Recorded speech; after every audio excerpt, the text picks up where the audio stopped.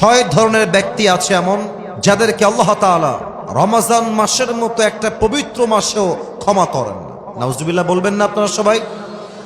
এক নাম্বার, তাকে আল্লাহ তাআলা মাফ করেন না যেই বান্দা রোজা রেখেও আব্বা আম্মার সঙ্গে খারাপ ব্যবহার করে, তার কোনো ক্ষমা নাই। যে রোজাও রাখে মায়ের সঙ্গে বদমেজাজ নিয়ে কথা বলে, যে রোজা রাখে বাবার সঙ্গে বদমেজাজ নিয়ে কথা বলে, আল্লাহর হাবিব বলেছেন আল্লাহ তার রোজাও কবুল করবেন না, রোজার মাসটাকে মাফও করবেন না। দেখেন কোরআন কি বলছে। আল্লাহ তাআলা বলেন ওয়াকাদা রাব্বুকা আল্লা তা'বুদু ইল্লা ইয়্যাহু ওয়া বিল ওয়ালিদাইনি ইহসানা ইম্মা ইয়াবলুগান্না ইনদাকাল কিবারা আহাদুহুমা আও কিলাহুমা ফালা তাকুল লাহুমা উফ ولا تنهرهما وقل لهما قولا كريما.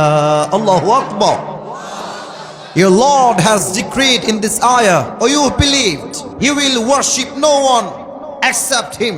Allah Ta'ala বলছেন তোমার সেজদা কোনো মাজারের সামনে নয়, কোনো বাবার সামনে নয়, কোনো পীরের সামনে নয়, তোমার সেজদা হবে এক সত্তার জন্য। বলেন সবাই তিনি কে?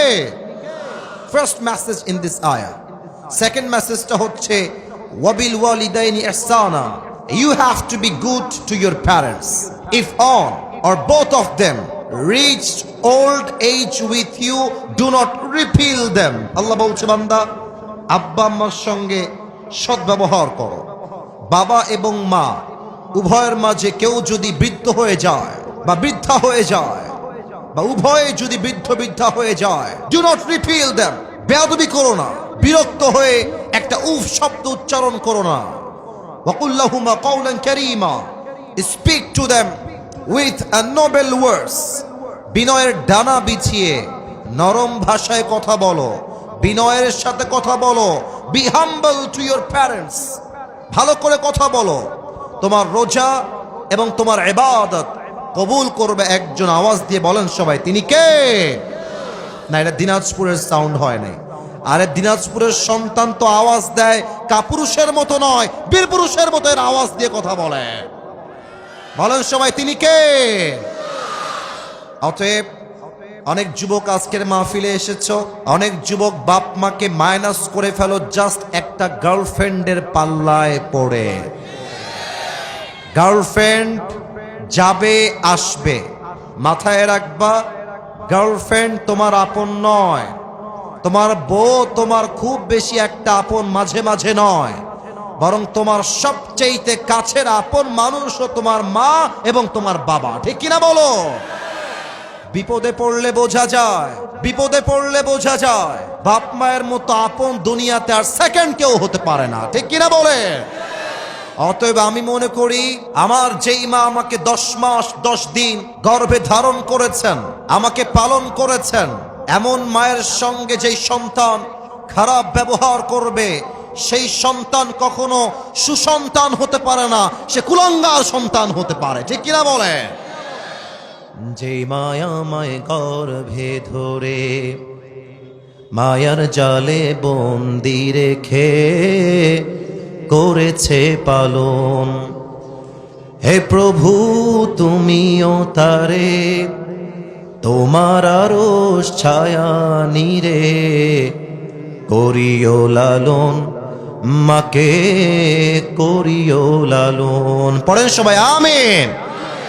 তাহলে এক number, don't misbehave with your parents.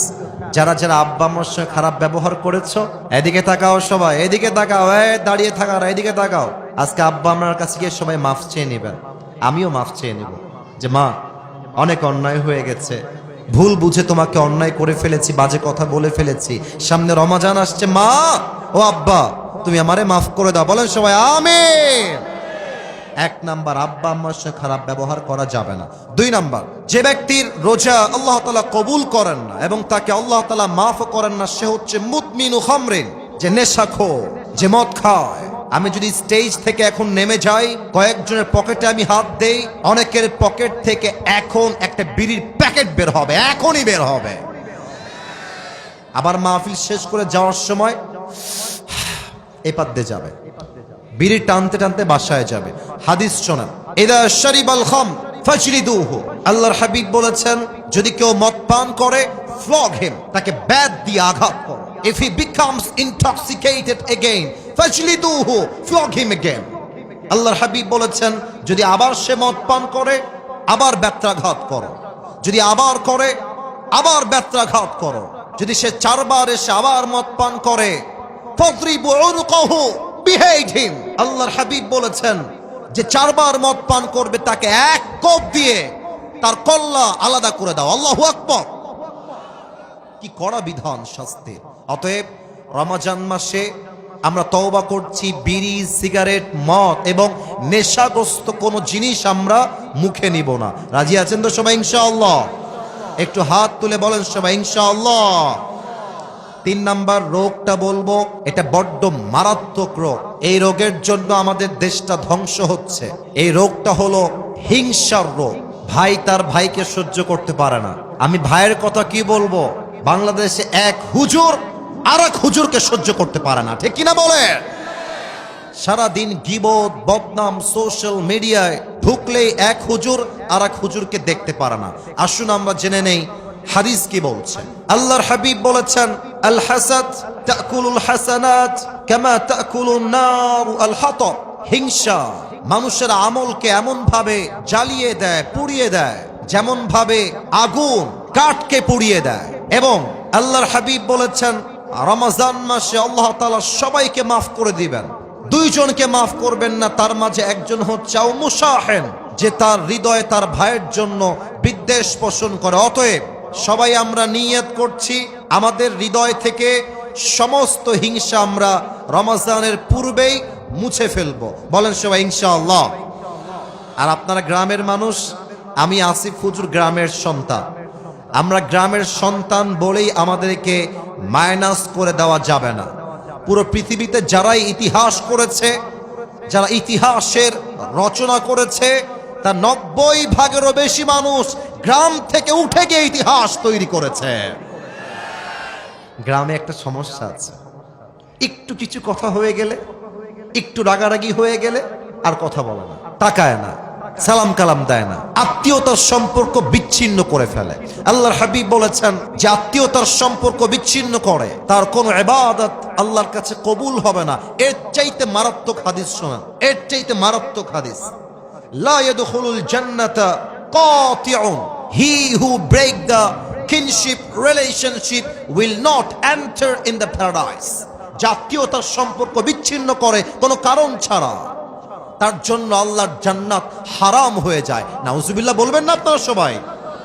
এই জন্য যদি ভাই ভাইয়ের সঙ্গে ঝগড়া হয়ে যায়, বোন বোনের সঙ্গে ঝগড়া হয়ে যায়, যেখানে যার যেভাবে ঝগড়া হয়েছে, আজকে আমরা রোজার পূর্বেই সবকিছু মিটমাট করে নিব। বলেন সবাই আওয়াজ করে ইনশাআল্লাহ।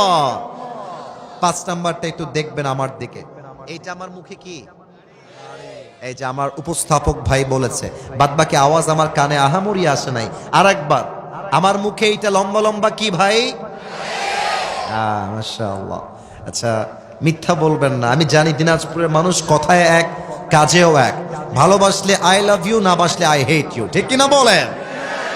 আচ্ছা মুরব্বী, আব্বাজান, যুবক ভাই, আমাকে দাড়িতে আনস্মার্ট লাগতেছে না স্মার্ট লাগতেছে? তো জোরে বলেন না, আর স্মার্ট না স্মার্ট? স্মার্ট লাগতেছে।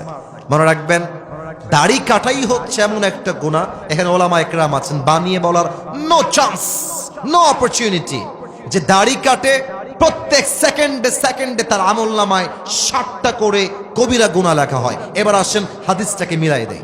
আপনি রোজা রাখলেন, ইটস এ ফাস্টিং, এটা রোজা, এটা সওয়াবের কাজ, সওয়াব করছেন একদিকে, আবার দাড়িটা কামাই ফেলেছেন, প্রত্যেক সেকেন্ডে সেকেন্ডে 60টা করে কবিরা গুনাহ, এদিকে রোজার সওয়াব। দুইটা যখন হবে প্লাস মাইনাস হবে, একদিকে যোগ হবে আর একদিকে ফাঁকা হবে।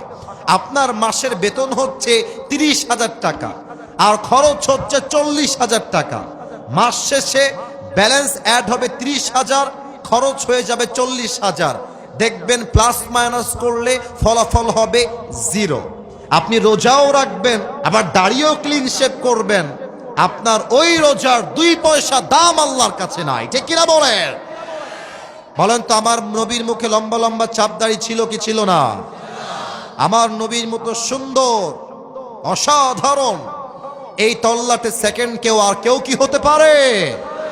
চাঁদের চেয়ে সুন্দর তুমি, নবী আমার কমলি হিওয়ালা, দো জাহানের বাদশা তুমি, প্যারা নবী সাল্লে আলা, দো জাহানের বাদশা তুমি, প্যারা নবী সাল্লে আলা, চাঁদের চেয়ে সুন্দর তুমি, নবী আমার কমলি হিওয়ালা। সুবহানাল্লাহ পড়ো সবাই। অতএব আব্বাজান যারা এসেছেন, যুবক যারা এসেছো, একটা ওয়াদা আমাকে করতেই হবে তোমাদের। একটা ওয়াদা না করলে কাউকে আমি ছাড়বো না। বলেন সবাই হুজুর, জোরে জোরে হুজুর। আমরা দিনাজপুরের সন্তান আপনাকে ওয়াদা দিলাম, আজ থেকে এই দাড়ি, সবাই দেখি একটু দাড়িতে হাত দেন, এই দাড়ি আমি কখনো কাটবো না, এই যেভাবে কাটবো না। বলেন সবাই ইনশাআল্লাহ। 6 নাম্বারটা বলে শেষ করছি। একটু আমার পা দেখবেন, বেয়াদবি নিবেন না, বেয়াদবি নিবেন না। পা দেখবেন, বেয়াদবি নিবেন না। এই যে আমার পায়ে এই যে টাকনুর কাছে পায়জামা আছে, যারা দেখতে পাচ্ছেন বলেন তো আমার পায়জামা টাকনুর নিচে না টাকনুর উপরে? উপরে। পুরুষ মানুষের জন্য টাকনুর নিচে প্যান্ট পরা স্পষ্ট হারাম, নিয়ম হয়ে গিয়েছে চেঞ্জ। নারীর জন্য টাকনুর নিচে প্যান্ট পরতে হবে। নারীরা আজকাল ঢাকা শহরে হাফ প্যান্ট পরে ঘুরে বেড়ায়। আসতে ঠিক বললেন কেন? জোরে বলেন। পুরুষদের জন্য প্যান্ট পরতে হবে টাকনুর উপরে, আর পুরুষরা গ্যাবার্ডিং প্যান্ট পরে ঘুরে বেড়ায়, ঠিক কিনা বলেন? আল্লাহর হাবিব বলেছেন সতরের প্রত্যেকটা অঙ্গ তোমাকে ঢাকতে হবে, এবং যেই যুবক যেই পুরুষ টাকনুর নিচে প্যান্ট পরবে, যত দূর পর্যন্ত প্যান্টের কাপড় যাবে প্রত্যেকটা অঙ্গকে জাহান্নামের আগুনে পুড়িয়ে ধূলিসাৎ করবে একজন। বলেন সবাই তিনি কে? আল্লাহ আমাদের সবাইকে তুমি এই 6টা বদ আমল থেকে রমজানের পূর্বেই বাঁচার তৌফিক দান করো। পড়েন সবাই আমিন।